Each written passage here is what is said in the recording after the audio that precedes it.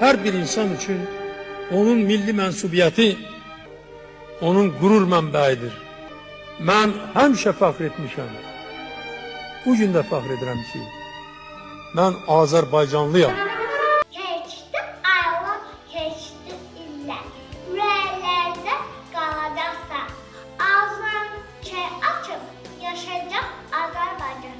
Heydər ata, Heydər baba, yurdumuzun üstündə qoydum qara kölgəni, məhkamaktan qorudum, xilas etdin ölkəni.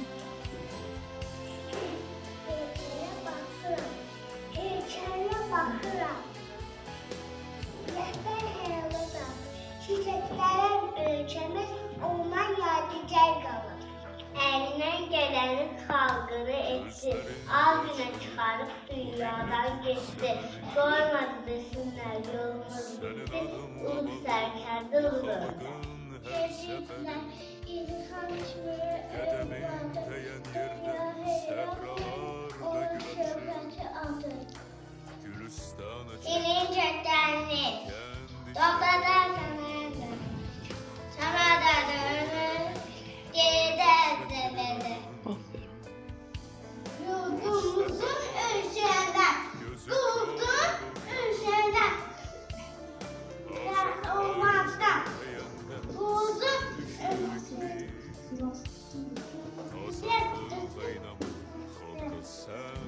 Müstəqil dövlətin gücü yerilməz, yüksələn bayrağımız bir daha enməz. Sənin güllərimiz geriyə dönməz, ey o öndər, ey o öndər. Keçsə ailən, keçsə illər, ürəklərdə qalacaqsan, ağıran çiçək açıb, gerçəkcə Azərbaycan, Heydər ata, Heydər baba. Şirinci körpülər, dudağında nəfəsi, şimallar bir öpür, dillərdə əkbərsən. Axıran yerdə bayrağımızı, yazılarları açmamızı, kalkır yaralarımızı, ulu düşərlərdə olur. Hamamızın köksündə